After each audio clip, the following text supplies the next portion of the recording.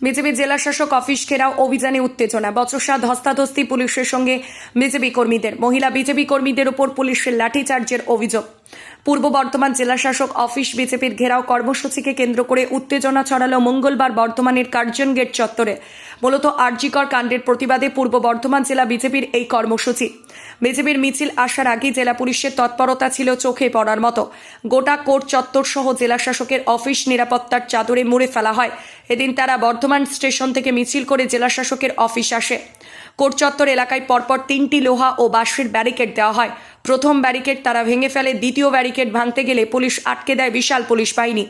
মোতায়েন করা হয়, সঙ্গে ছিল জল কামান। শুরু হয় পুলিশের সঙ্গে বচসা, বিজেপি কর্মীদের শুরু হয় ধস্তাধস্তি। এক মহিলা বিজেপি কর্মীর অভিযোগ, পুলিশ মহিলাদের উপর লাঠিচার্জ করেছে বলে তারপরই পুলিশের হস্তক্ষেপে পরিস্থিতি স্বাভাবিক হয়। বিজেপির জেলা সভাপতি অভিজিৎ তার সহ 7 জন প্রতিনিধি জেলা শাসকের কাছে গিয়ে স্মারকলিপি পেশ করেন। তাদের অভিযোগ, মূল অভিযুক্তদের এখনও গ্রেফতার করছে না কেন? মুখ্যমন্ত্রী দোষীদের আড়াল করার চেষ্টা করছেও বলে জানান অভিজিৎ। আপনারা জানেন যে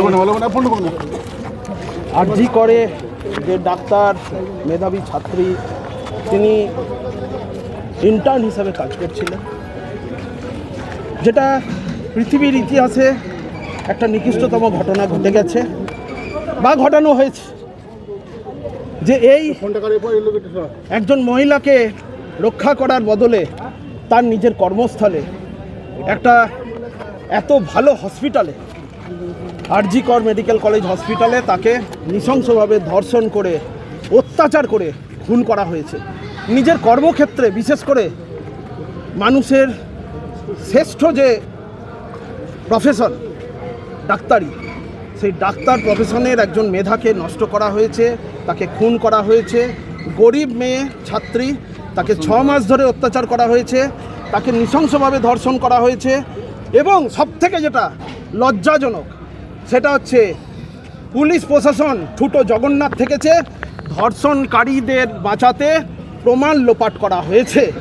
এখন সিবিআই যে তদন্ত করছে, তাদেরকে সহযোগিতা করা হচ্ছে না, প্রমাণ লোপাট করা হয়েছে যথেষ্টভাবে। এই সমস্ত কিছুর মূলে তিনি দায়িত্ব নিয়ে পদত্যাগ করুন, যিনি মুখ্যমন্ত্রী, তিনিই স্বাস্থ্যমন্ত্রী, তিনিই হচ্ছেন পুলিশ মন্ত্রী। আজকে আমরা তার পদত্যাগ দাবি করার জন্য জেলা শাসকের কাছে ডেপুটেশন দেব। মুখ্যমন্ত্রী পদত্যাগ করলে পরেই কি বিচার পাওয়া যাবে? মুখ্যমন্ত্রী আড়াল করছেন। আমরা দেখেছি বর্ধমানের অভিজ্ঞে, আমরা দেখেছি আর একটা কি নাম আছে, বিরূপাক্ষ বিশ্বাস, সুবীর সেন, এই সমস্ত মানুষ তারা কি করছিল সেদিন ওখানে? কেন এত দেরিতে পুরো জিনিসটা প্রকাশ করা হলো? কেন তার মাকে মিথ্যা কথা বলা হলো? কেন 3 বার চাদর চেঞ্জ হলো? কেন একটা বিল্ডিংয়ের একটা ফ্লোরকে ভাঙা হলো? এমার্জেন্সিকে সমস্ত প্রমাণ লোপাট করার যে চেষ্টা করেছে, এবং প্রমাণ লোপাট করেছে, চেষ্টা নয় করেছে। যখন মুখ্যমন্ত্রী বলল যে রবিবারের মধ্যে যদি বিচার না হয় আমরা সিবিআই দেবো, মানে উনি 7 দিন চেয়েছিলেন প্রমাণ লোপাটের জন্য, কিন্তু যখন দেখলেন যে হাইকোর্ট সিবিআই দিয়ে দিয়েছে, রাতারাতি একটা বিরাট মব দিয়েছে, প্রমাণ লোপাট করলেন। এবং লজ্জার বিষয়, পুলিশ রক্ষা করার জায়গায় ওখানে যে পেশেন্ট আছে, পেশেন্টের চাদরের তলায় লুকিয়েছিল। এই পুলিশ প্রশাসন, যারা আমরা আন্দোলন করলে তাদের উপর লাঠিচার্জ করে, আমরা আন্দোলন করলে আমাদের উপর নির্মমভাবে অত্যাচার করে, কেস দেয়, মিথ্যা কেস দেয়, কার অঙ্গুলি আলঙ্গে দেয়। তারা তো চাকরি বেতনভোগ কর্মচারী, কোনো দোষ নেই তাদের। সর্বস্ব দোষী হচ্ছেন মুখ্যমন্ত্রী।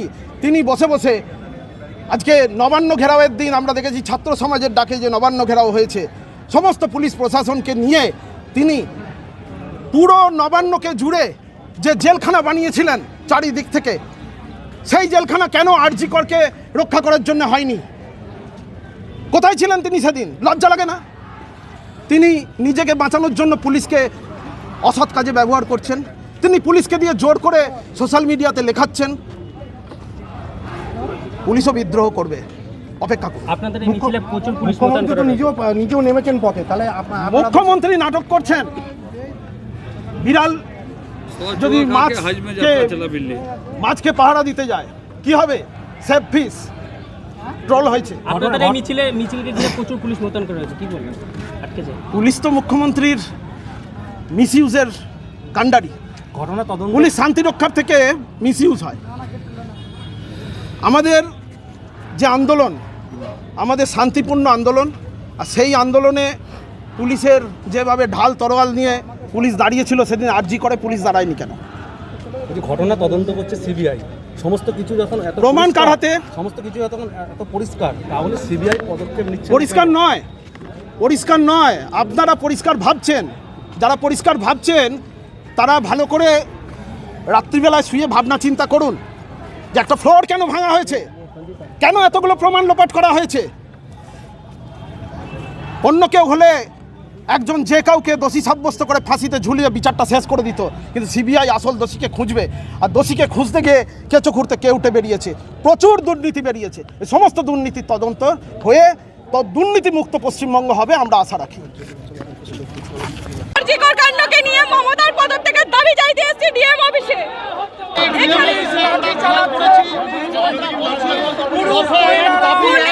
মহিলা পুলিশ হয়ে মহিলাদেরকে লাঠিচার্জ করছে। মহিলা পুলিশ মন্ত্রীকে ধিক্কার জানাই।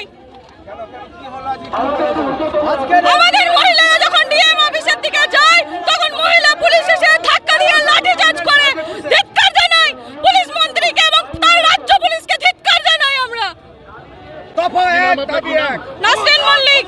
বর্ধমান থেকে পরিতোষ শীলের রিপোর্ট, সোজা কথা নিউজ, পূর্ব বর্ধমান।